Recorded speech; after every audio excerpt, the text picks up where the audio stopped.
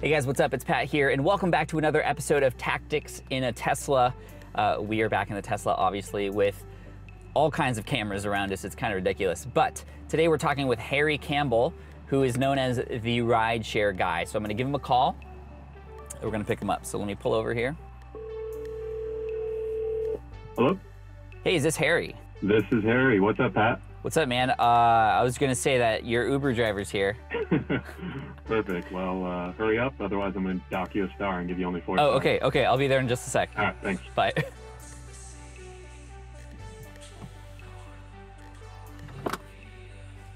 All right. What's up, man? Hey, what's up? Welcome. Thanks. Good to see you. Good to see you. Being here. All right, so Harry, how did you become known as the rideshare guy? Like that's, ride sharing is huge, Uber, Lyft, and Yeah. so forth. How did you become known as the guy? Well, to be honest, I think when I first starting my site, and so I first started driving for Uber and Lyft about 4 years ago when Uber was just getting started. Maybe you had a friend that said, "Hey, I know about this cool new service, Uber," or might have mentioned Lyft, but it really wasn't, quite as well known as it is today. And I started driving for Uber and Lyft and kind of just quickly realized that, hey, there might be a little bit of a business opportunity here because there's so many people that are looking to do it and they don't know anything about what they're doing. Yeah. And I was thinking to myself, man, this could be a huge opportunity even at this level. And so I just wrote down a list of 50 names, randomly picked the rideshare guy, and luckily it ended up working out well because the name has really stuck. But That's cool. kind of how I got started. So you were a blogger before in kind of the personal finance world? Yeah, so honestly, I would say that I was really that was like purely out of passion. I started, when I started working as an aerospace engineer in my former career, I actually, I was making real money, or a lot more than I was in college, which was close to zero. And I just wanted to make sure that I wasn't going to screw anything up with my finances and start reading a lot of blogs. And that's how I kind of stumbled upon all these other personal finance blogs. And one day I just decided, hey, I could probably do this myself, or at least give it a shot. And so that's really how I got started, but it was more just very casual in nature. Jumping into Uber and Lyft wasn't something that I knew would be a home run, but it was just something that had seemed interesting to me at the time. And that's kind of always what I typically look for in any type of new project or partnership. I'd say first and foremost is that it's interesting and exciting to me personally, because I think especially working online and creating content, there's this big delayed gratification, right? Where you might have to work for 6 or 12 or 18 months before you make a single dollar. And even at that point, if you are working, you might only be able to negotiate an ad deal for $100, right?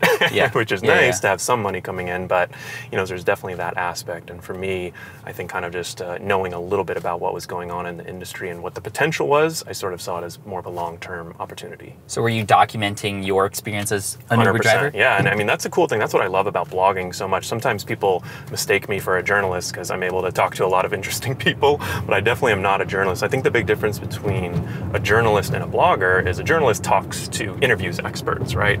They're an expert at being a journalist and talking to sources and covering different topics without bias. I think the nice thing about blogging and why it's so relatable, and especially with something like driving for Uber, is that I didn't know what I was doing at the start. I just literally, my first post was probably, I signed up to drive with Uber, here's what it was like.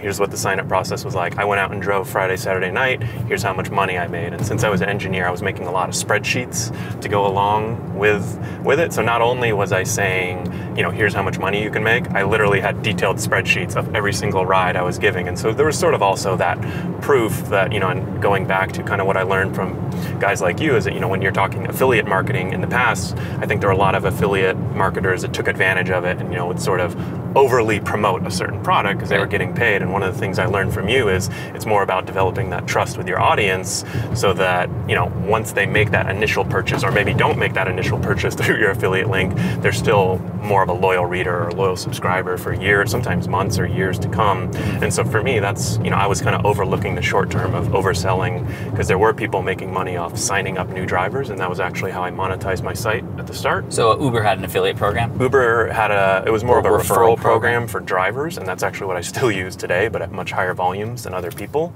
And so for me, it was more about, hey, I might get a few signups now, but I know that down the road, there's way more opportunity in this industry that's like a multi-billion-dollar industry.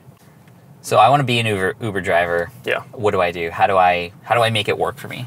Well, I think that the unique thing about driving for Uber is that there's so much variability, and I think that's the thing that a lot of people don't realize is that depending on your schedule, depending on how much money you're trying to make, depending on what type of car you drive, you can have very different experiences from the best to the worst. Is it something that you can, like you said, try out for like a day, and if you don't like it, you can Exactly. I mean, and honestly, that's sort of, when I first started driving for Uber and Lyft, a lot of people, because I was working full time as an aerospace engineer for Boeing at the time, and a lot of my friends and coworkers were kind of making fun of me, saying, "Why are you driving for Uber? That seems below you." And for me, I was thinking, you know what? I don't know. It just seems like an interesting opportunity, right? I don't know what's going to come of it, but there was no barriers to entry. I mean, I already had a car.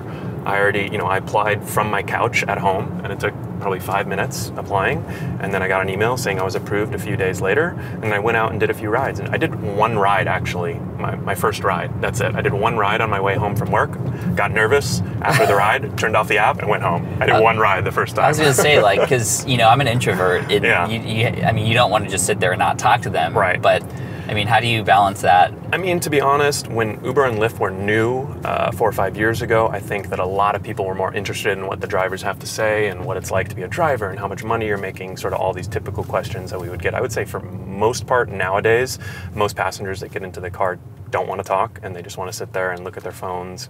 Some passengers have now even started putting their headphones in, which is kind of the clear signal that don't talk to me, because you may have had like the chatty Uber or Lyft driver before. I like the chatty Uber. Yeah, and that's the thing. As a driver, obviously it's nice to talk to people because you are, driving people around. And these aren't professional drivers, right? It's guys like you and I. And so they're not, that kind of black car type driver. They're someone who's doing this, to pay the bills or to have some fun or whatever it might be. A lot of retirees actually do Uber and Lyft. I kind of joke with some of my readers, but one of the guys I interviewed on my podcast, he told me that his wife just wanted him out of the house during the day because he was retired and had nothing to do. And I've heard that multiple times from drivers who are retired. You might as well make a little bit of money if you're being forced to sit at the house. Exactly. Right? For the rating system, is there like if you drop below this? Yeah, it's crazy because this is a big pain point too that I started helping a lot of drivers out with, because you have to maintain a 4.6 rating or higher. 4.6, okay, yeah. So it's quite high out of 5. I mean, well, think about it, right? On Yelp or TripAdvisor, a 4-star restaurant, you might eat there, right? And it might actually be good. Yeah. A 4-star Uber or Lyft driver, though, is actually going to be fired. So there's definitely some challenges there, and that's really what I started to see when I first started my site. Is that I saw there were a lot of Facebook groups with drivers asking questions about, hey, how do I boost my rating? And so we started, kind of going out and looking at why drivers were getting rated lower. A lot of it had to do with navigation and GPS. And so that's really kind of the type of content we started creating. It was really to solve those pain points that drivers were having. And, not that I was an expert in driving or navigation, but I mean, the nice thing about driving for Uber and Lyft, it's not rocket science, but it is a little harder than it looks. So I think if you're sort of thoughtful and you understand, the customer service side of things, running a business, and also just good and safe driving, you can really help a lot of drivers. And then how much money could you potentially, is there a story of somebody just making crazy loads of money on Uber, and how much are they driving? Yeah, I mean, definitely over time, the pay has come down, because I think that since there is such a low barrier to entry, I mean, it's easy for anyone and everyone to get started, which is good when you're first getting started, but it's also, as you can imagine, right, a lot of people are doing it. And, I would say the kind of days of people making $1,000 in a night, that used to happen, probably not quite nearly as frequent these days. Well, it's possible because of surge pricing, which you may have seen on Uber as a customer. Yeah. So it's basically when supply and demand are out of whack, and they have a lot of passengers requesting rides and not enough drivers. Uber actually raises the prices, and so drivers can get paid 2, 3, 4, 5, 6. So on New Year's Eve, it might be 7 or 8 times as much for doing the exact same amount of work. Obviously, you just have to work on New Year's Eve. Those busy days, yeah. So to answer your question, I would say that right now, and that's the thing, there's so much variability. So, the average driver is probably making about 15 to 20 bucks an hour before their expenses. That's a unique thing. You are responsible, since you're using your own car. You have to pay for gas and maintenance and depreciation and all that. But I mean, drivers in San Francisco, Los Angeles are routinely making probably $30 to $40 an hour before expenses. We have one contributor on our site, on the rideshare guy, who drives in San Francisco, and he posts all of his information. I think his total from earnings from driving for Uber last year are over $90,000, Uber and Lyft. And is he doing 88 hours a day? He is literally doing probably closer to 70 to 80 hours a week when he works. but he also then takes a month off and goes to Southeast Asia. So right now, one of my contributors is in, I believe he's in Thailand right now. And he's actually going to send me a video on Wednesday for the channel. So Oh, that's awesome. yeah. And so, in terms of like wear and tear on the car Mm-hmm. and gas, I mean, how much is a person really going to make per hour? So typically? yeah, we've kind of, and this is I guess where my engineering background comes in handy. We've done sort of a lot of analysis Yeah. to see how much it costs, and usually it's about $3 to $5 per hour in expenses. And so you could imagine if you have a Toyota Prius and you got a great deal on a 3-year-old used Prius and you paid all cash for it and you had money saved up or got a great deal on financing, you're probably going to be closer to the $3 per hour number. If you have a SUV that guzzles a lot of gas, probably going to be closer to $5 or maybe even $6 per hour. So, you know, the typical Uber driver, the average Uber driver is not making a ton of money, that maybe in that $10 to $15 per hour range. But as you can imagine, right, if you're in a very busy city like LA and San Francisco and you only drive Friday, Saturday nights or when it's most profitable, you're obviously going to be above average. And that's really what my site is all about. It's kind of helping drivers, because there's a clear correlation, you know, when we've surveyed drivers or just talking to drivers, as you drive more and give more trips, you start to realize, okay, there's some good areas to work, or there's some good trips, honestly, that sometimes I should maybe avoid, you know, Right. avoid the traffic areas or trips that are going to take me 2 hours away. Are you allowed to So- cancel a trip? So drivers actually don't know where passengers are headed Right. until you get there and start the trip. Oh, really? Yeah. Okay. But there are situations where, you know, some drivers may cancel the trip at that point when they see, and it's not a great user experience for the user, as you can imagine. Right. But at sometimes, you know, for some of these drivers, it's kind of a controversial topic among Uber and Lyft drivers whether you should be doing this or not. But you know, that's kind of the choices you have to make as a business owner, right? If you get a trip that's going to cost you, you know, that let's say it's only going to pay $30 to go 2 hours out of your way, and if you cancel this trip, you'll easily make double. You sort of have to balance that with, you know, the financial side. Is it worth it versus, you know, like also how you're treating the customer. So it's kind of interesting because, you know, one of the things I like about driving for Uber and Lyft, it's also great practice for running your own business. I mean, Uber drivers, since they're 1099 contractors, they are their own business. They have to file a Schedule C when they do their taxes, and you know, those are kind of a lot of the things that most Uber and Lyft drivers, you know, they're just looking to make a few $100 a week, and they get into it and they realize there's a little bit more to it than they thought. And so that's like why it's nice for us, because there's a huge opportunity to create content around taxes, create content around insurance, partner up with, you know, some of our biggest advertising partners are QuickBooks Self-Employed, which is a really good app, honestly, for self-employed Uber and Lyft drivers that kind of have a mix of personal and business. We work with a bunch of insurance agents, and you know, so lots of opportunities where we can kind of help our audience and educate them, and also provide resources and make money at the same time for us. So it definitely seems like a win-win. That's cool. Win. Cool. Well, you want to go grab some food? Yeah, let's do it. And we could I want to talk more about your business and your business model and Cool. how that's Yeah, grown. I'd love to share. Cool. So we got the Rideshare Guy hat, and we also have the Rideshare Guide book coming out shortly, or probably out by the time Definitely. that this interview's out. But man, congrats on the book, congrats on the brand. Thank you. How do you feel about how everything's grown so far? To be honest, I feel super fortunate because I never would have expected when I first started the site. I mean, it's tough because you always know that there's potential when you're doing any type of business or working online. You see the stories of people making a lot of money and quitting their jobs and doing all that. So you always know that potential is there and those stories are real. But sort of once it starts happening to you, it's kind of like sometimes you have to just sit back and say, wow, is this really happening to me? I mean, there was a point 5 years ago or 4 or 5 years ago where I was listening to your podcast and listening to these stories and thinking to myself, wow, that'd be super cool if that was me. And then now the roles are here you are, reversed. dude. And so, you know, for me, it's kind of like, all right, I want to obviously continue on this path, but also kind of give back as much as possible and, you know, pay it forward as much as possible. And really just, you know, while the opportunity is there and, you know, while I've stumbled upon this opportunity that's really hot and really exciting, I want to take advantage of it as much as possible and For sure. do as much as I can while I still can. I mean, and you're getting recognized for what you do. You are known in the Uber, Lyft kind of universe. I mean, you have swag now, and you said you saw somebody wearing it the other day. Yeah, but mean, I can give you the shortcut or the secret to that swag, because the swag is not anything special. It's actually something that everyone watching can and should be doing. I use a company called Zazzle, and literally all I did, so that logo right there that people are looking at, that cost me $5 off of Fiverr 4 years ago. So I really probably need to redesign my site, but it's funny that it's taken me this far.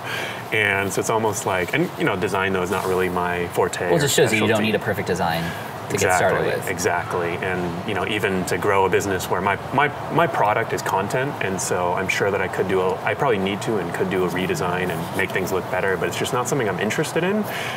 It's not something that excites me right now, at least. And so with that site, with Zazzle, it's basically they'll do sort of one-off product creations, so t-shirts, hats, everything. The hats I've found look the best with them, and they have a free shipping program. So I have free 2-day shipping on all these for you pay $70 a year. And I think I told you last year, I think I did over $1,000 worth of hats, maybe more, $1,500. So you're actually selling these too? No, I don't sell them. I give them inventory. away. Yeah, I bought that much inventory. I give them away though, but anytime I have someone on my podcast, anytime I meet someone in person, whether it's an advertiser or someone in industry, I either bring a hat for them. And it's just kind of a cool way, I feel like, kind of a cool little token. People seem to love it. Yeah, that's cool. But your business model is not hats, and you came out with this book. Definitely. And it's not. I mean, it's not self-published. You're going through a publisher. Yeah. It's going to be in Barnes & Noble and on Amazon, which is great. Not your primary business model. Yeah. How is the business actually making money? How does that all work? Sure. So I would say that it's a little, not complicated, but we do have the blog, as content-wise, we have the blog, podcast, YouTube channel, we have a video training course, and we now have the book coming out. So really, the front-facing side of the business is all content, and that's kind of how people know us. It's either through the content that we're doing or anything related to that. But as far as monetization, I would say the kind of main sources or main buckets are signing up new drivers, which would be kind of like your typical affiliate work. So that was a big one at the start too. That was basically 90 or 100% for the first year or two. How much do you get per referral? So it's interesting because in top cities like LA or San Francisco, you can make up to $400 or $500 referring a new Uber or Lyft driver. No way. Once they hit 75 trips. And in the early days, sometimes it was once they did one trip.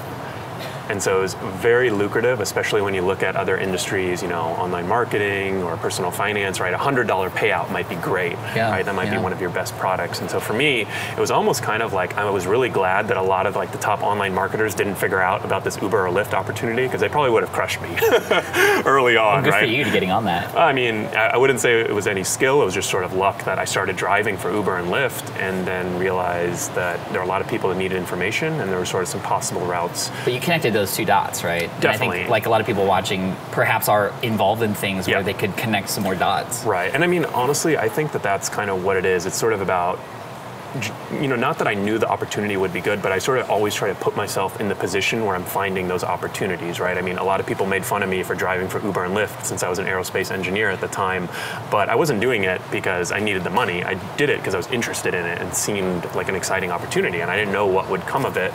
And within probably the first week, a light bulb went off in my head and said, hey, there are a lot of other people who are trying to figure this out. I wonder if I could create a blog or a resource about it and try to turn it into a business. So when you created the blog, how did you start to get people to know about it? Because the first bits of blogging is the hardest part. So when I first got started with the site, I would say that was kind of the challenge, right? I was spending about half my time creating the content, but then the other half promoting the content. And luckily, I looked to where existing drivers were, and it was Facebook groups. So at the start, there were a lot of Facebook groups with people asking the same questions over and over.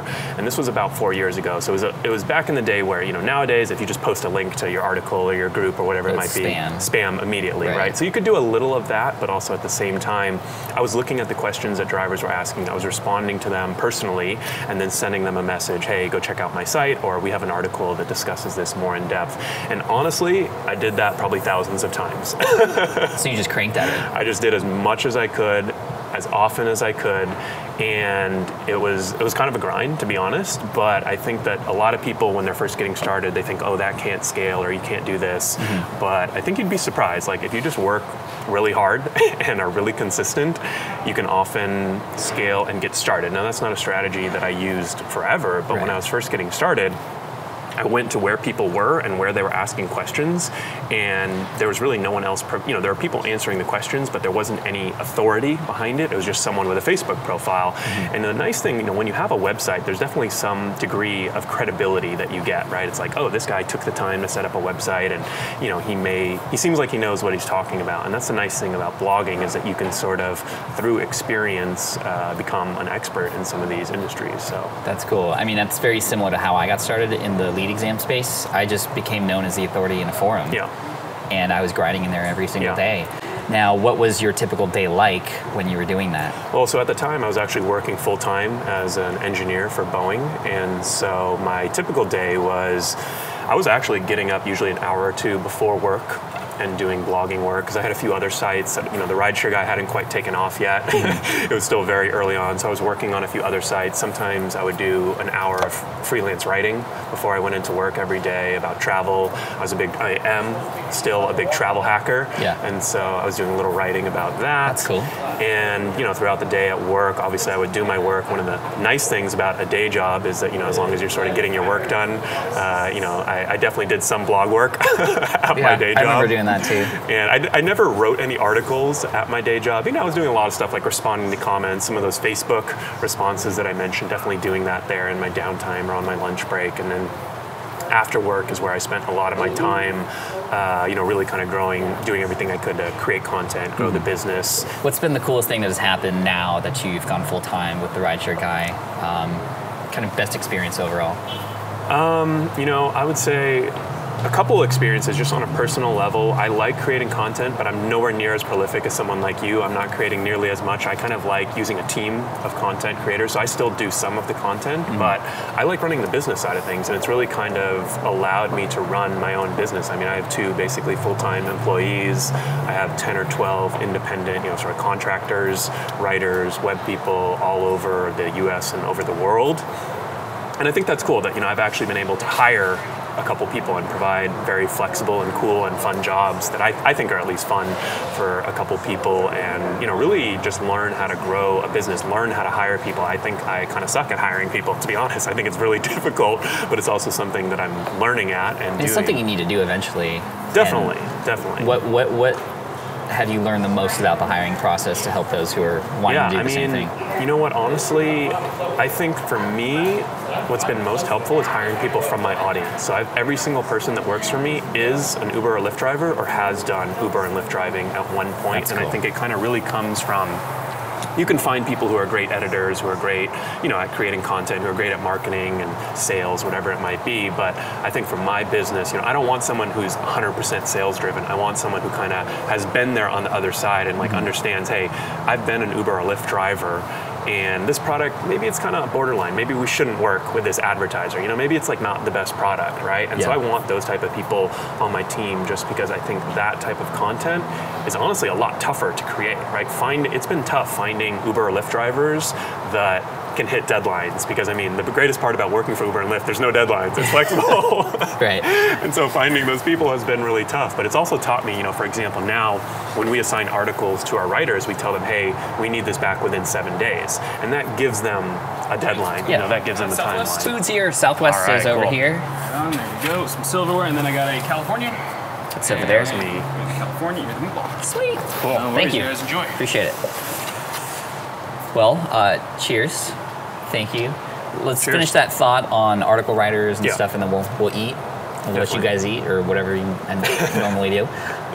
Yeah, so I think as far as hiring people, it's always come from my audience, and I think that some of the other benefit, it's tough to find people. For example, I have one guy who does a weekly roundup of all the top news stories in the industry, and we use that to actually interact with media, which might be a fun topic to talk about how we do that. But so he has to comb through 15, 20 articles about what's going on with Uber and Lyft every single week, and he just likes doing that on his own, right? If I had to pay him to go read 20 articles about Uber and Lyft and then write a post kind of summarizing the top articles, I'd probably be out of business by now, because that'd probably be pretty expensive. But I find people who are drivers, who are passionate about staying on top of the news cycle. So you pay him though, right? Yeah, so I pay him $175 an article, but sort of thinking about it, that he's basically being paid for the article and not necessarily for the time it takes to go and comb through all of those articles. Right. And that's just something that he's passionate about in general. And since I found him from my audience, this was probably a guy who I knew every time a new breaking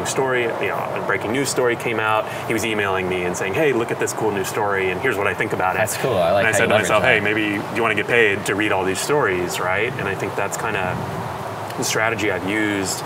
Has been, it's worked out definitely good and bad, but I think for the most part, it's been overwhelmingly positive. Nice. I love it. To finish off what you said about media, how has the media played a role in your business? I was doing a lot of that sort of what I would call grinding it out, one-on-one type interactions, forums, Facebook groups. But then I started realizing, hey, Uber is a sexy topic in the news right now, and it still is to this day, and so we sort of still use these strategies. And what we started doing was weekly roundups where we would feature the top 3 or 4 or 5 stories, and we would afterwards tweet, hey, at Pat Flynn, at Smart Passive Income, we featured your article on the Rideshare Guy, and then we would link to our site. And this is a pretty common strategy in other online marketing, and I'm sure many people have done this, hey, we featured you in the top 50 articles, but one of the cool things for me was that there weren't a bunch of online marketers in this space, and so I sort of stood out by doing this, and I think that's the biggest thing, right? If you do that now in online marketing or personal finance, you're not really going to stand out with that strategy, but for me, none of these reporters were getting tweeted and saying, hey, we featured it. And so it sort of played a little bit to their ego. Obviously, people like being featured. Right. And then at that point, we'd follow them, we'd interact with them a little bit organically. I would be doing it myself. And then after about 2 or 3 weeks, I would send an email to all of them, sort of personal email. Hey, Pat, I've been interacting with you on Twitter lately. We featured your article a few weeks ago. If you ever, have any questions about what it's like to be an Uber or Lyft driver, maybe you want to talk to some drivers, I'm here for you. Here's my cell phone number. Feel free to text or call me at any time of the day or email me. And really just, not asking for anything, but sort of providing a resource and developing a relationship that way as kind of a trusted resource, because that's cool. I've been on kind of both sides, sort of like you. I've been on both sides of it, trying to pitch people, but also being pitched. And I think that really works to my advantage in kind of knowing what people want to hear. I mean, some reporters literally have 2 email addresses, one for pitches and one for like people they like. You know what I mean? So when you understand like kind of the volume that they're dealing with, like you really have to think about ways to stand out and also just be valuable to them, right? What is it that they need? They need, they don't want to just quote some random Uber or Lyft driver. They want to quote someone who they know has a little bit of credibility, right? And now you have a book. And so now I have this book, now I have this site. And so that's kind of the strategy we took. That's cool, man. I love that. It's very similar to what you did at the start, which is building those relationships, interacting personally, but in groups. Yeah. And now you're being a little bit more selective with where you spend your time and who those relationships exactly. And are I mean, we can definitely get into like the specific tactics, because obviously at the same time you want to think about ways to scale, right? And so when I'm emailing reporters now, we draft one email, and then I use a tool called MailMerge, which is like a Google add-on basically, and you can actually use wildcards, and this is like a free tool, or it might cost money, but it's very cheap. And basically what it does is you can enter all the names and emails, and then it's like, hey, Pat, and you send it, it sends from your Gmail though, so it's pretty cool. So it's like, hey, Pat, I featured you, here's how, whatever you want to say, and you can actually use multiple characters. We just do like the first name, and then we send it out and kind of create that relationship that way. But now every time we do that every month, I reach out to 10 or 15 reporters that way, and it sort of obviously feels very organic, and is very organic, because we have been interacting with them on Twitter and featuring them and sharing them, as opposed to just reaching out to them and say, hey, do you want to quote me in the next time you need an Uber or Lyft driver, right? That's cool, man. Well, if you want to hear more tips and strategies from here, you want to make sure you click on the link below to the podcast episode we did together, so you guys can check that out and hear more of his story and more of the tactics, just like what we were talking about. But Harry, man, thank you so much for coming on Tactics in a Tesla. Perfect. Having lunch with us. This is awesome, man. Yeah. Congrats on all the success. Good luck on your book, The Rideshare Guide. Bookstores near you, therideshareguy.com. Anywhere else they can go to find you, or maybe a Twitter handle or something? Yeah, we're at The Rideshare Guy on Twitter, and then we've got a YouTube channel. And pretty much if you type The Rideshare Guy into any search box, we should pop up. And if not, let me know, and I'll try to make that happen. Cheers, Harry. Thanks, man. Thanks, Pat.